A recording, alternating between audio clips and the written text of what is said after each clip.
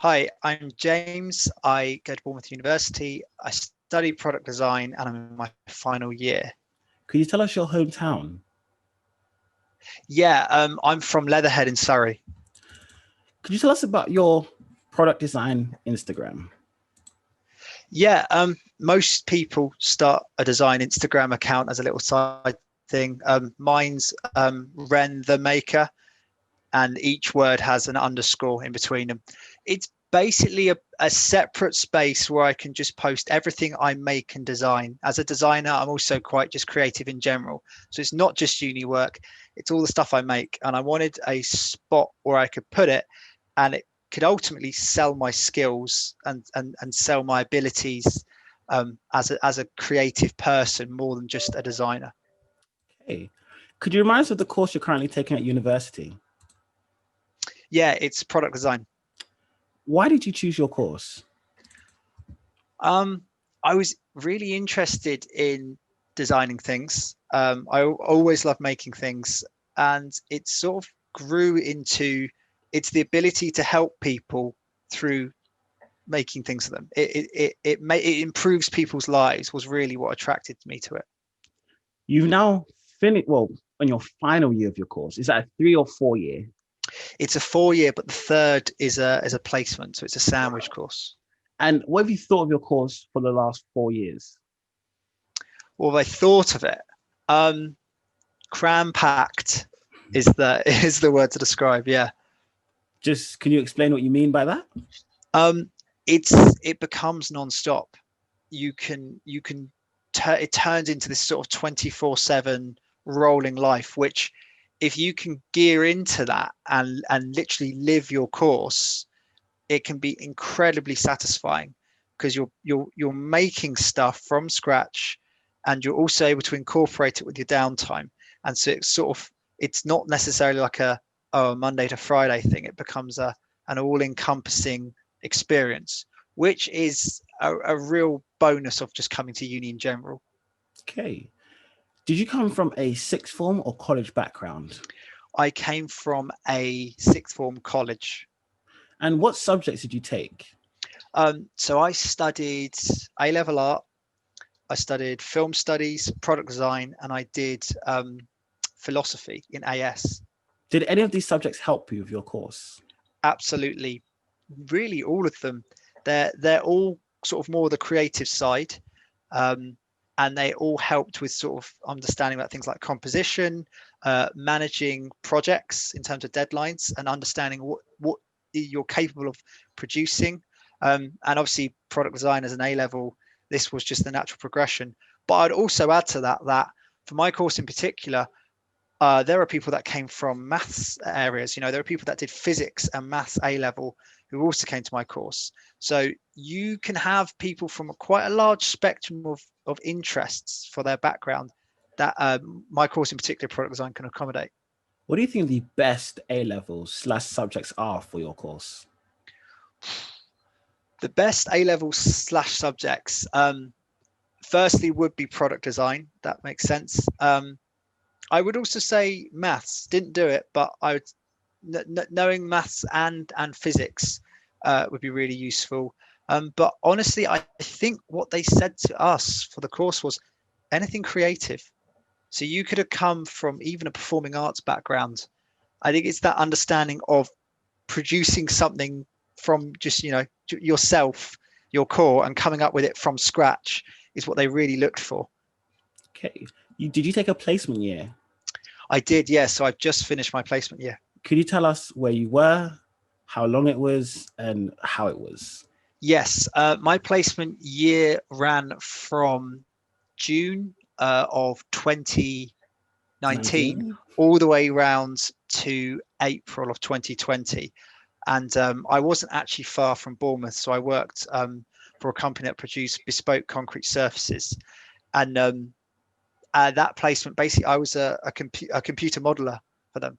So I turned architectural 2D blueprints into 3D models that we then in turn made blueprints for a factory to produce. Did you enjoy it? Parts of it I did. If we're always with placement, like actually you don't go there to learn the specific thing you're doing. You learn how a company operates, which is not something that universities can ever teach, really. That's one of those, you need to experience it. And so you understand how to deal with people, how to manage lots of different things going on at once, that have sort of consequences outside of just, oh, I missed a deadline type thing. And fundamentally, it grows your confidence. You learn how to sort of push for something, or you're not afraid to pick up the phone and call someone. So it really is a massive confidence booster. Okay. Could you imagine the university you're currently studying at? It's Bournemouth. Can you tell us the best and worst things about studying at Bournemouth University? Starting off with the worst. The worst, excluding the pandemic and what that's done. Gosh, what would the worst thing about studying be? Anything, or it could be nothing. It could be anything. No, This there's is about always like something. being a Bournemouth student. It could not just be specifically the Bournemouth University, but this is about just being a student at Bournemouth. What would the worst thing be? It might really just be sort of communication and an internal course structure, which I can't imagine is a problem that's limited to just my course and my university. So sometimes there's a bit of a breakdown in communication, or actually, to be honest, I'd say the worst thing would be sometimes not everyone's on the same page in terms of lecturers and students. You can feel that actually the world of academia can be a bit of a bubble world, and sort of rationally understanding what a student's perspective is sometimes lost a bit with Could you lecturers. go into a little bit more detail of what you mean? Yeah, of course. I'm being a bit cryptic. Sometimes, and this is just in academia in general, some of the language used in terms of how complex it is goes way over the head of the average person. Okay. And so that's just sometimes a problem, and a bit of a jarring thing for me personally, because I feel lecturers, they do a lot of things, and teaching students is just one of those. But as a lecturer, you're also an educator. And some lecturers have a vocabulary so complex that it's like they're speaking another language. So like the words they say, they assume you just know. They assume you know, or they assume even if you've heard of them, you can understand them in a sentence like that, and just sort of be like, oh yeah, I know what they're saying. And it's like, but hang on a second, you're an educator, and using complex language for me, it's like having this conversation now with a 5-year-old. It's kind of like, it's just not going to connect. Yeah, it doesn't matter how much you know. If you can't communicate it to someone, then you fail as an educator. Okay. Yeah. So that's I'd say, yeah, the worst thing that really sticks out for me. The best thing about Bournemouth in particular, the campus is always fantastic. Like many universities, Bournemouth has built a lot, so you've got sort of a lot of nice places to go work. But also, I'd really say it's the sea. We're right on the coast here, and being able to just literally nip down to the coast, even in midwinter when it's bleak and grey, and stare out at the sea, is just an incredible sort of. It gives you a peace of mind. It chills you out a lot, and especially if you're a first year, you're 2 minutes walk from the sea, and so it's the scenery and the setting is the best thing. So if we go now into your Bournemouth accommodation, yeah, where did you live in your first year? So I lived in Cranborne House in my first year. And what was it like living at Cranborne House? I can't remember if it was the cheapest accommodation, but it wasn't the best, is what I can tell you. It was interesting. It by far was sort of lacking in lots of areas, and we sort of grew it. We grew to sort of describe it, like this is a sort of a dump, but it's my dump. So it kind of depending where you live. Yeah, it's weird. You sort of get, it was this love-hate thing. Like, yeah, this is where I live, and it's bad. And it's like I like bragging about it's bad. And actually, over the last couple of years, Bournemouth has it's almost doubled its quantity of accommodation. So a lot of the giant tower blocks that you'd see just that now dominate the Bournemouth skyline didn't exist when I first came. And so there was sort of like one brand new one, but even that one, Home Park, has its flaws. And so interestingly, every accommodation had something off with it, some more than others. But carry on. no, it's like I say, like in terms of my one specifically in Cranborne, it was just pretty tired as an accommodation. It hadn't seen an update in quite a while, was the main problem. What kind of vibe was Cranborne? Is it the party house? If we put it on a spectrum from party to very calm, so not as many parties, just in your room with your flatmates, where would you put it on the spectrum? It was party. It wasn't. There were others which I think were slightly more partier, but Cranborne was definitely up there as a fun place for a first year. That's fantastic, because that's the time when you can go out and party the most, and it's not so detrimental on your studies. And so, like all the accommodations and their position next to all the clubs and stuff, the party aspect was brilliant, and there was always something going on, and you could always hear a prees or a party happening in sort of one of the wings of that sort of U-shape accommodation, and I loved that. And I mean, one of the good things was because they were a little bit hands off with sort of the accommodation stuff. It meant that you could do prees and you could do partying without really any noise complaints. Bit of freedom, yeah, that's the word. Yeah. So where did you live in your second year? Second year, I did like most second years, and I moved to Winton. So, and what was it like going from Cranborne to Winton? A lot different, because suddenly you were from this sort of accommodation, which was this weird, fun party bubble world, into a house. I was on one of sort of the main roads in Winton that you get students living. I think my road supposedly had 70% were student houses.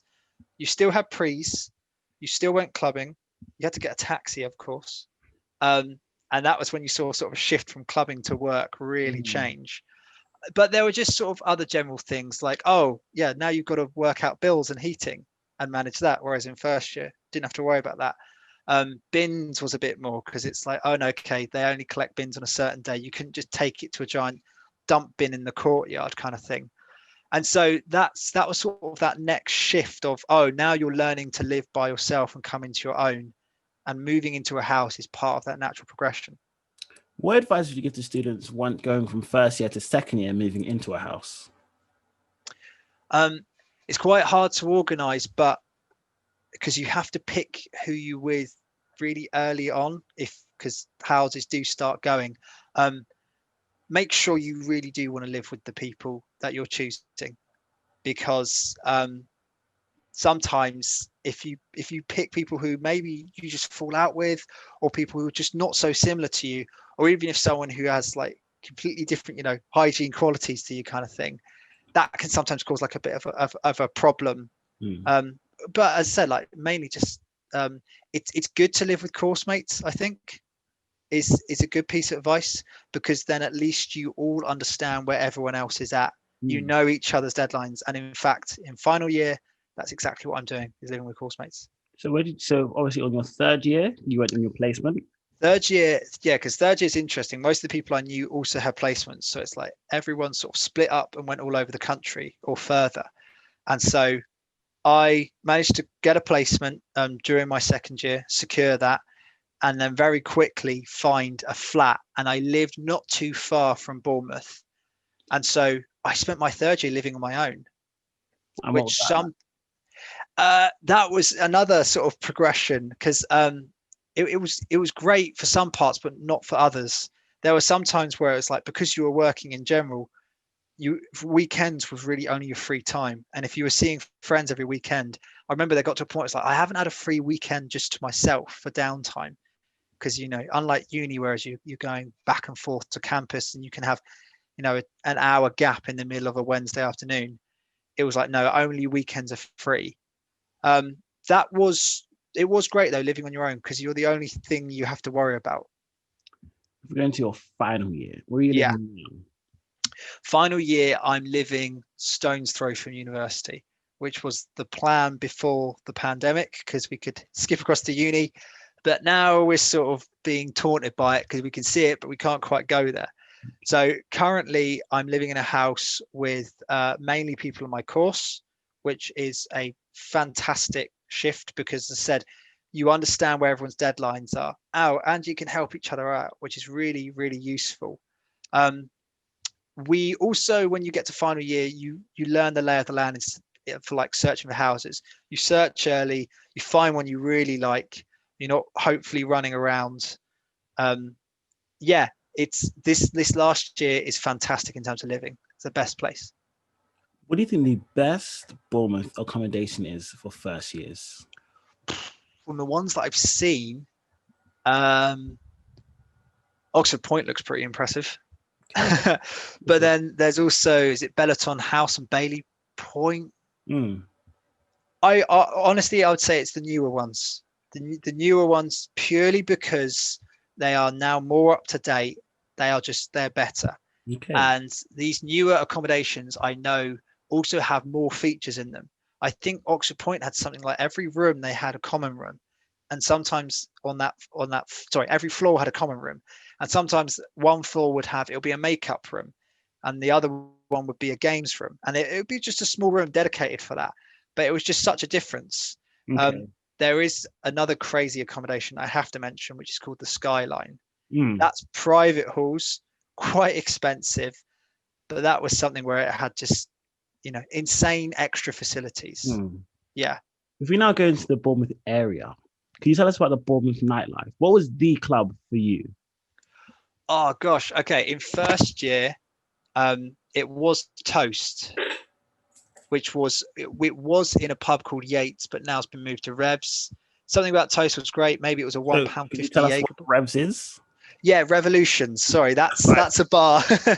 You learn a lot of colloquialism with it. Yeah, so it's now in Revolutions. The idea is it's a club and it serves toast during the club, which doesn't sound like much, but when you're drunk and someone gives you a slice of toast, it just blows your mind. And so we just in first year we loved it. You got a slice of toast and then Jaeger bomb was a £1.50, and so you just went there for that. But then I sort of grew more fond of lollipop towards the end of first year and definitely in second year, which is at the old fire station student unions building. And that was great, really. Lollipop. It sort of accommodated something for everything. If you're on a sports team, Cameo and Cameo Wednesday, that is the place to go. It mainly accommodates the sports teams because you get tables and things there. But ultimately, really, all the clubs are fantastic, is what I'd say. Yeah. If we go into the shops, comparing it to your hometown, are the shops more traditional or chain shops in Bournemouth? There's so many more shops than hometown. Um, they are there's a mix of sort of actual chain stores and then some independent stuff. You've got a really nice balance here of of all types of stores. I think that's purely because of the size of Bournemouth, and plenty of pubs too. And what about the food shops? So we're talking about obviously your everyday shopping, Lidl, Sainsbury's, Asda, and your restaurants. Is it again a bit of good mix of both, or is there more that takes over? No, you've really got a good mix of both. Food shops for students of all years, whether you're living in second year or if you're in first, um, you're never too far from a good enough supermarket. Um, in terms of restaurants, I mean, Bournemouth Town Centre's got the BH2, the cinema, and that has every restaurant under the sun. It's got TGI fries next to a Nando's type of thing, and so you're so spoiled for choice for stuff there. Okay. What general advice would you give to students about to study at university? General advice about studying to university is um, you will be thrown in the deep end. That's part of the learning curve. Um, Ideally, it could be the hardest you ever work because you're working for yourself. And so what you end up finishing with, or the work you do, should be some of the most you're proudest of because it's entirely for yourself. The other piece of advice I would give is don't go in assuming that everyone lives the same standard as you, which is perfectly fine to go in thinking that. I was quite naive thinking that, and you realize, oh, okay, no, some people, they don't wash off as much, or they don't clean as much. Yeah, it's just watch out for that kind of stuff, really. What advice would you give to students about to study at Bournemouth University? Bournemouth in particular, um, make use of the sea in first year. In first year, you're so close to the beach, you're about a 2-minute walk. Go to it. Even if you're in the middle of the day and think, oh, I've got to get this work done. It's like, no, just take half an hour to an hour out, go for a walk to the beach, because it really is. If you're not from a coastal town, it really is an amazing thing, and you end up missing it. What advice do you give to students about to study your course at university? My course, I was told I needed a grade C in maths, or the now equivalent at GCSE maths. That I don't think was true. Brush up on your maths a little bit, because we have, as well as designing stuff, we have sort of physics modules, and for me they were quite a shock to sort of keep up with. Yeah. Okay, you chose going to university over an apprenticeship / going right into work. What path you to make this choice? I don't think it's wrong to say it's okay to postpone your life by 4 years before working out what you want to do. But equally, to add on to that, the skills university gives you hopefully are quite transferable. So university is less of a funnel into a specific vocation like an apprenticeship, and more of the other way into sort of, okay, now I have a load of skills that I can apply to lots of different jobs. That was mainly the thing that drove me there. Could you tell us more about your Instagram, what it is, what kind of content's on it, and what people can expect when they go on it? Yeah, it's pretty small at the moment. It's sort of something that I started and it's dwindling, but really it's a place just for me to sort of place and track everything I make, and not just the stuff I make on my course. So that's why it's called, Wren _ maker. The important part is maker. It's just I make things and I put it on there. And actually, as final year progresses, it's great to track what you produce over that year. But crucially, like, why is a separate Instagram just to compare to your personal Instagram is it's something you could take and give to an employer. And instead of a portfolio that you have to hand to them or send to them, it's something you can say, like I am now, go look at that. If you want to know what I do, what I'm capable of, what I can produce, go have a look at that. Okay. Yeah. So at this point, I let students have what I like to call a free-for-all. You can say what you want about what you like. You can give advice. You could say something smart. You can say something dumb. You could say something. Literally, the floor is yours. Wow. Okay. Gosh, say something smart or say something dumb. The dumb thing would be a better idea. I guess the honestest thing I could say about university and in a pandemic in particular is it's okay to postpone a year to stave off this pandemic. I had to go, to do my final year during a pandemic because everything else was moving forward. But honestly, I don't think universities anywhere have really properly thought about how to deal with remote learning and actually the psychological effects of it.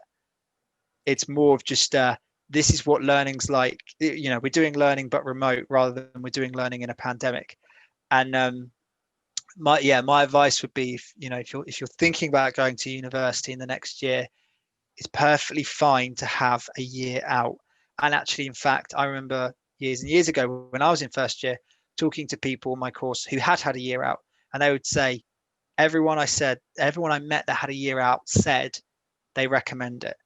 So there's no urgency to rush into university is what I'm trying to say. Don't forget to like, subscribe, and I'm plugged in. Amazing. Thank you.